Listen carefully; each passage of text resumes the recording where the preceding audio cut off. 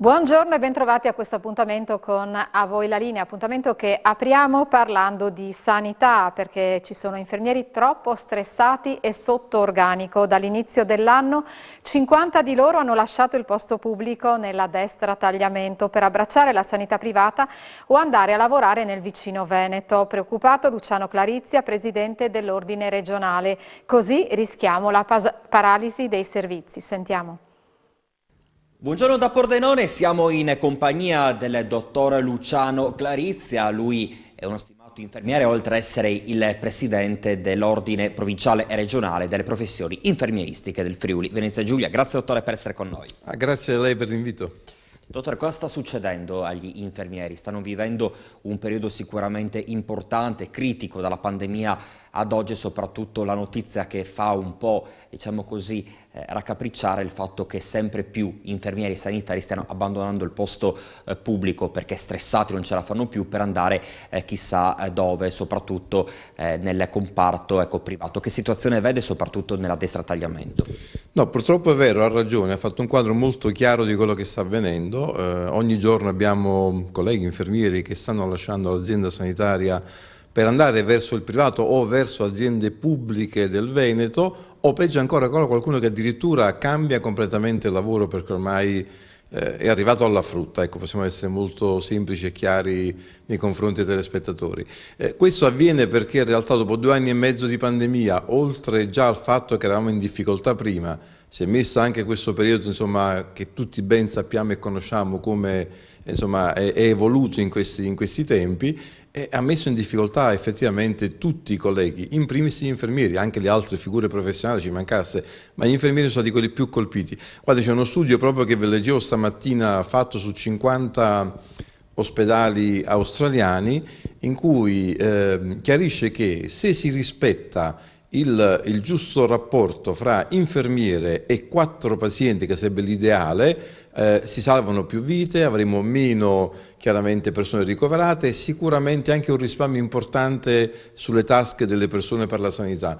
In Italia siamo di media 1 a 11, no, rispetto all'1 a 4 che dovremmo avere. 3 volte tanto. Esattamente, quindi comprende, già questo fa capire effettivamente perché sta avvenendo questo. Ecco dottore, dall'inizio dell'anno che percezione ha quanti infermieri hanno abbandonato il posto fisso pubblico per andare altrove, nel privato addirittura in Veneto? Ha dei numeri? Ma non ho dei numeri certi, ma sicuramente io credo che siamo intorno alle 50 unità, che sono tantissime, perché se siamo già inversione di tendenza. Sì, siamo già in carenza, lei si rende conto che effettivamente diventa difficile anche perderne una, è un problema, perderne tante. E poi per di più la cosa che mi preoccupa insomma, ancora di più è il fatto che queste persone che vanno via sono infermieri esperti. Dottore, una domanda da $1 milione di dollari, ovviamente sarà la politica poi ad intervenire. Diversi anni fa l'istituzione a Palmanova del numero unico per le emergenze, il 112, sta funzionando perché pare da alcune insomma anche segnalazioni che ci sono arrivate, che i tempi siano ancora un po' troppo lunghi per dare la prima emergenza e soprattutto arrivare puntualmente con l'automedica o con l'ambulanza sul posto. È meglio rimanere lì con la centrale unica o tornare al vecchio sistema delle province? Lei che è proprio un tecnico esperto.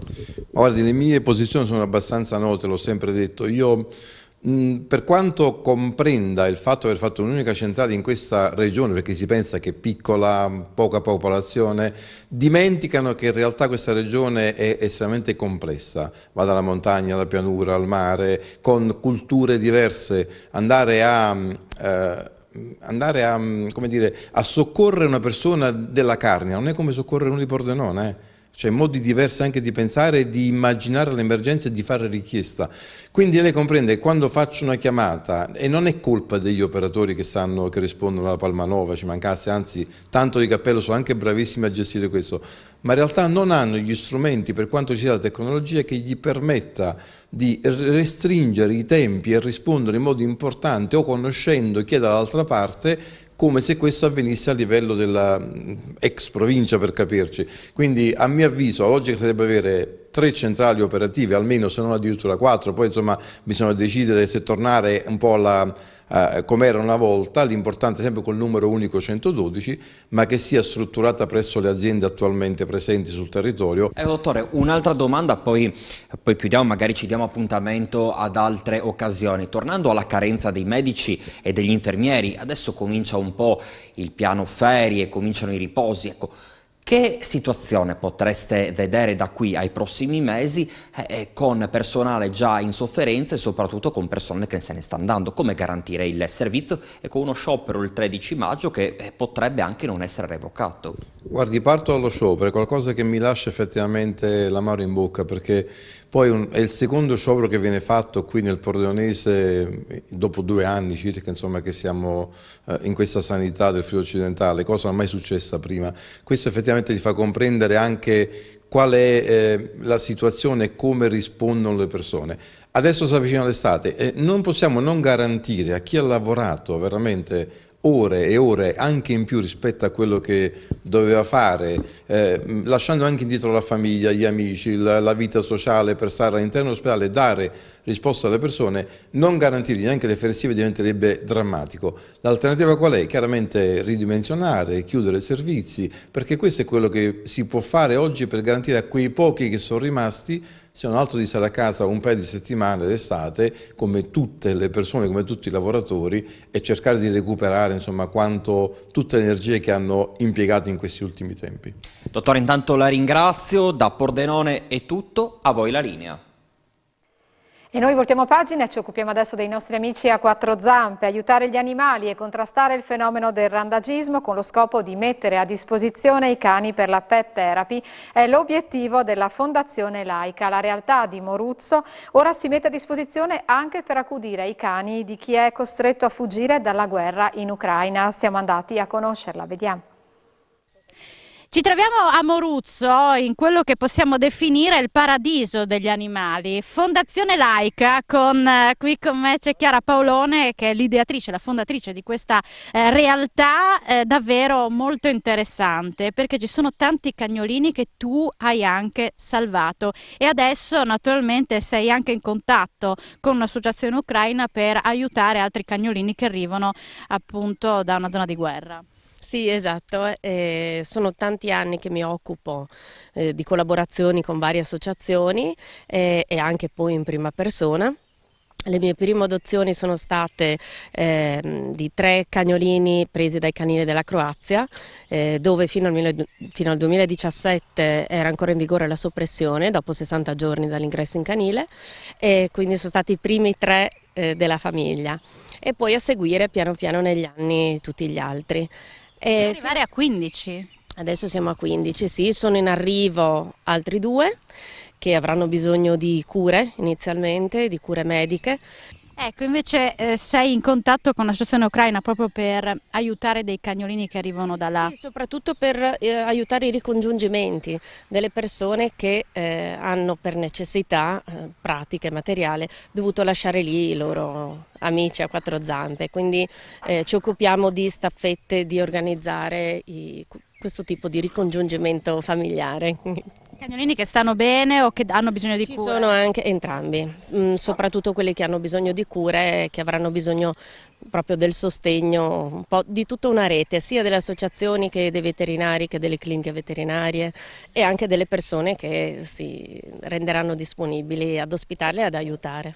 Adesso loro giocano e si trovano in un ambiente bellissimo, ma non ci sono solo cagnolini, vedo altri animali. Esatto, ci sono pecore, maialini vietnamiti, germani, galline, sempre tutti animali recuperati da situazioni o difficili o comunque cessioni da parte dei proprietari. Una realtà che verrà inaugurata questa settimana e che hai tanto voluto tu. Sì. È frutto proprio di un percorso interiore che alla fine ho deciso di rendere più nel concreto, come una cosa che fosse mia, gestita in prima persona, proprio perché non ci fossero dispersione di fondi e perché chi mi conosce, insomma, che ha avuto a che fare con me dal punto di vista degli animali, sa che non c'è, che tutti i fondi che vengono stanziati sono esclusivamente per loro. Si chiama Fondazione Laica in ricordo del tuo primo cagnolino? Sì, di uno dei cani a cui io sono stata più legata, che era stato un recupero, una Labrador, che era già in età avanzata, che è stata rifiutata dalla padrona e di cui io mi sono occupata per qualche anno accompagnandola durante il suo percorso purtroppo di una malattia che non le ha lasciato molto tempo, però quel tempo è stato importante. C'è un cagnolino che chiamate Tabacchino qui che avete aiutato molto. Sì, E in che condizioni è adesso? Allora, mi era stato presentato un po' come caso da tenere in stallo per poi riuscire a renderlo adottabile, solo che le sue condizioni quando è arrivato non era pensabile proporlo in adozione, perché abbiamo potuto appurare che aveva un grossissimo danno neurologico all'emisfero sinistro, non recuperabile, però diciamo ci siamo accanite io e la mia amica Vanessa nel riuscire a cercare di dargli una dignità e così è stato. Siamo riusciti ad integrarlo perfettamente con tutto il branco. Ma qual è il tuo sogno adesso? Loro stanno bene. E sei riuscita a creare questa realtà, ma hai ancora, immagino, dei sogni. Sì, certo, di riuscire ad ampliare, riuscire a far collaborare, creare una rete tra tutte le associazioni che presentano casi difficili, piuttosto che anche singoli casi che magari le persone o il privato non riesce a gestire da solo. E lo step successivo che adesso ho iniziato anche a curare è la parte che riguarda la pet therapy, che è molto importante perché riesce a diciamo essere un connubio tra far conoscere com'è vivere a contatto con un animale e il bene che può apportare anche alla nostra vita, non soltanto alla loro. Complimenti per questa iniziativa e in bocca al lupo per i prossimi progetti. Grazie. Grazie mille. Ci separiamo adesso per una breve pausa pubblicitaria e ci ritroviamo subito dopo.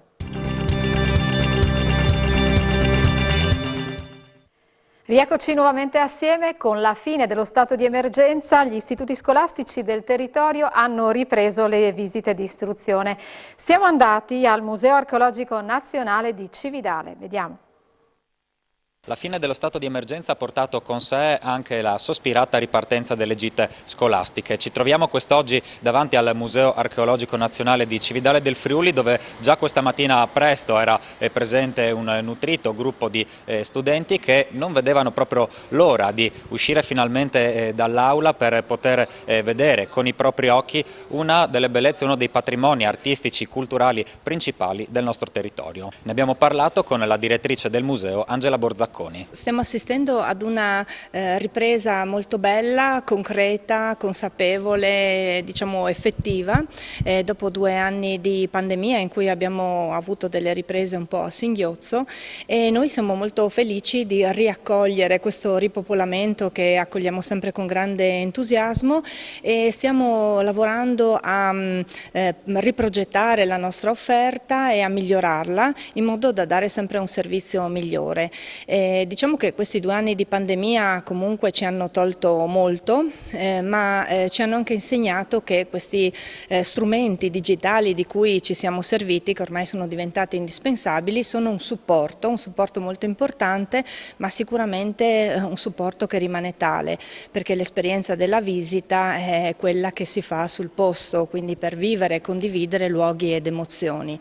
La socialità e la cultura abbiamo visto che ci sono mancate, ed è quelle su cui bisogna lavorare anche per così lo sviluppo dell'individuo e della comunità. Abbiamo parlato delle scolaresche che sono ritornate, ma adesso soprattutto con l'arrivo della bella stagione sono previsti anche i ritorni dei gruppi organizzati, nel caso specifico di Cividale, di quei gruppi che arrivano anche dall'estero, quindi dalla vicina Slovenia, dall'Austria e dalla Germania.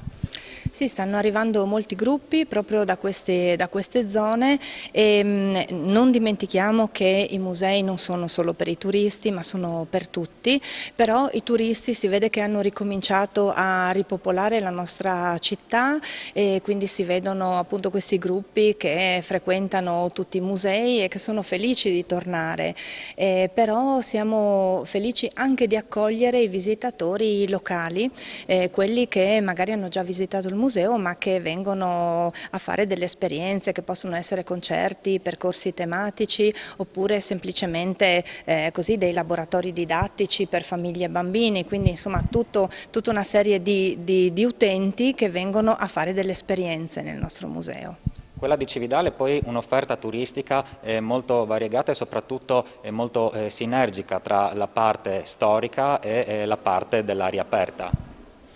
Sì, certo, Cividale è una città che si vive a 360 gradi perché ha un impatto naturalistico straordinario, quindi è bella da vivere così passeggiando per le strade, e poi è bella da vivere con tutta l'offerta culturale che è molto, molto varia, molto diversificata, e quindi ognuno può scegliere quello che interessa e quello che piace di più.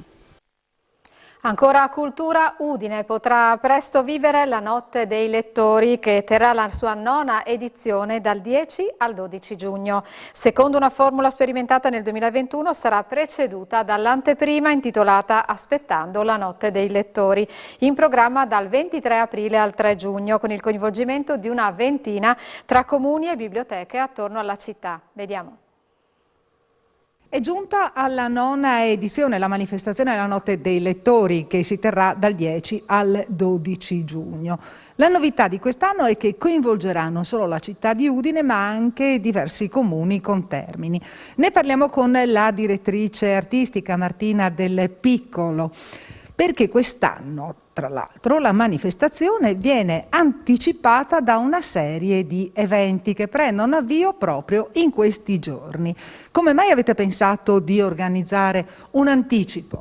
Un'anteprima ricchissima che coinvolge 20 comuni e crea una rete, un avvicinamento che diventa sì temporale, quindi andiamo avvicinandoci alla data del festival a Udine, che sarà dal 10 al 12 giugno, ma anche un avvicinamento geografico, via via andando in giro di piazza in piazza per 20 comuni. È stato bellissimo creare questa rete con i vari assessorati alle cultura, le biblioteche che fanno parte del sistema bibliotecario del Friuli, grande entusiasmo nel mettere a disposizione le sale delle biblioteche, i giardini, in alcuni casi anche ville private, per creare la bellezza di 42 eventi che si svolgeranno fino al 3 giugno.